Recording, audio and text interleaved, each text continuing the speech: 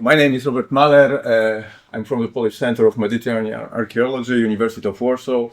I would like to tell a little bit of everything that was said before, because it is about reproducibility, about R, and about writing and publishing. So the research process, as I say it, is we have an object. We do the research, we collect data, and we publish it. We do analysis, and we also use some methods. And the publication is our ultimate goal. Here is also the audience. We can disseminate our achievements, and but the whole process depends not only on data, but about how you process it and how you change it using different methods. To fully document this process, make it reproducible, you need something more than a simple Excel, and I think something more than R, but R is part of a combo I'd like to propose. This is something that is known in scientific words, and even known in even some archaeologists use this approach. But this is the first time, as far as I know, that the whole PhD have been made with this. This is something a little bit different, maybe. Maybe my experience I would like to share with you will be inspiring. When you analyze the data with an classical approach, with an Excel, for example, some kind of spreadsheet, you do the analysis, simply collect the data, you transform it into different charts, and just publish it, and you forget what you did. What were the steps you did, what you were thinking of, and I don't know, even a week after I do something, I forget how I did it.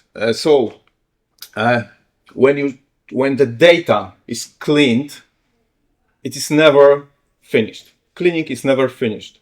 So when you change the data you used, the chart should change also, but it is very difficult to make it so when you use what you see this click-based approach. When you use R, it is a lot easier, and when you change something inside the database, it propagates further.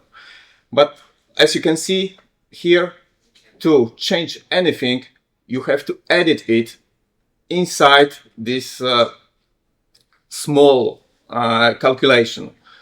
Also, not only in the database, because there is no connection. There is no connection between the work, the chart you did, and the database. You break it once you use it. And the summary, you have to also change it. When you use a text-based approach using R, you do the different thing. You write and you publish. Write and publish. Write and publish. And to make it more to ease the process, to make it more clear, and to be able to understand everything you did, you have to record all your steps, not only the calculations, but also what you were thinking in the moment of processing. When you change any data inside the database, it is calculate, it is the connection between the database and your calculations and your chart when you use R and text-based approach is not cut off. It is something that is done automatically, and even if you use different dots, for example, comma separator, depending on the language you publish in, it is done automatically. All you have to do is change the text only, and that's all. All the calculations are done automatically. This is publication can be in the form of a packet of data, web page, and many more. To do this, you can have many different. You can use many different tools, but using Emacs is not is something that makes you work in a text-only environment. It is shortcut based, and but it's not. I think it's not the best. It is one of the two the best programming environments when it comes to text only based environment. There is also VI, but I don't know if any of you know it, but it is very difficult, and Emacs is also very difficult to use, but it has its org mode, and it's something of a miracle. It was something of a miracle for me, a discovery. It allows you to do everything I said, combining your text, data manipulation, statistics, citations, and charts, tables, everything in one text file. It is something that let me continue with my work. I was stuck. I didn't know what to do. I had a lot of data. I had of different quality, and I didn't know what to do with it. But because when I finished one piece of it, I forgot how I did it, and I couldn't change it automatically using different data and editing this data all the time because I was using different sources. For example, photographs, very old, for the data that were collected in a notebook, and so on and so on. So using it combining it in one place and in text only format allows you to tidy it, to have a control. And LaTeX gives you the looks. It makes it look as it should for publication.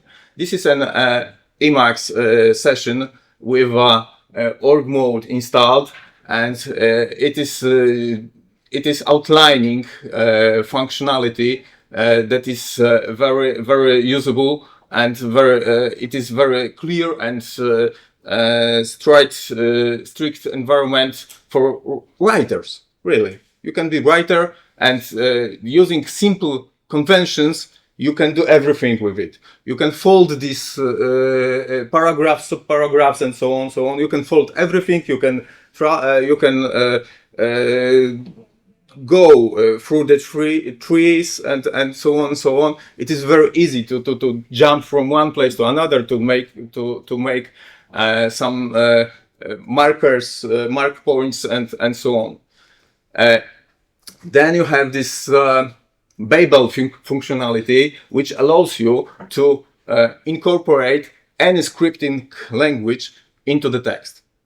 Just simply, you write a paragraph, you do here the analysis, and you do the table, and you put it inside the document in this particular place. So your narrative is continues. Next, you can put a table, and I wanted to show you different languages employed here. And here is a table. It will be included as this. It is attributes for these are attributes for LaTeX, but you can also have attributes for HTML and many different scripts and publications. You can publish it in any way imaginable, if it is text-based, of course. But there are many such solutions. And this is beautification. You know, this is something that to make it more readable and more journal article like and. This is something I wanted the most at the beginning, of course. But this is the reftech, and this is references control system connected with BibTeX. And this is the result of this. Samples of code you've seen. This is the first page with all the needed elements and the chart. It is not very spectacular, but it's just a sample, and a table, which is the tables are can be generated directly from the Emacs org mode, or you can use I use R to generate tables, because it is better. I can have more control on the output. But from R, I output it to the LaTeX and then print. And this is the ultimate goal. This is my ultimate goal. It is. These are some samples from my PhD. I wouldn't been able to do so much statistics, and I would be lost. So this is something that gave me the momentum, and I finished it. So, and the conclusions. I simply love it, but you know, I would like you to maybe some of you would use it and take the similar approach. You do not have to take it all. You can start with simple outlining. It is so easy. It is so beautiful. Well, simple. R makes statistics more simple and transparent. This is obvious for us. I think we are here. So the research process can be based on plain text. It is versatile, and you can put it to GIT to make it. You can open it in virtually any text processor. You can see your work there. It's not lost. It's working. Emacs org mode, R and LaTeX benefit from a plain text format, excellent outlining, and professional publishing capabilities. It is really professional. I use a comma script layout. It is wonderful. Really, it makes very beautiful PDF, and it simplifies LaTeX, which is not very simple. When you write, this is not outlining tool, you know. And I prefer not to use it on a regular basis. I use it just to tune up the whole process. So, and that's some places you can read about this solution. And even there is a solution for VI users. There is an Emacs Evil extension which allows you to use VI keyboard shortcuts. So because Emacs is shortcut based, you cannot do anything, almost nothing. You can do almost nothing with GUI.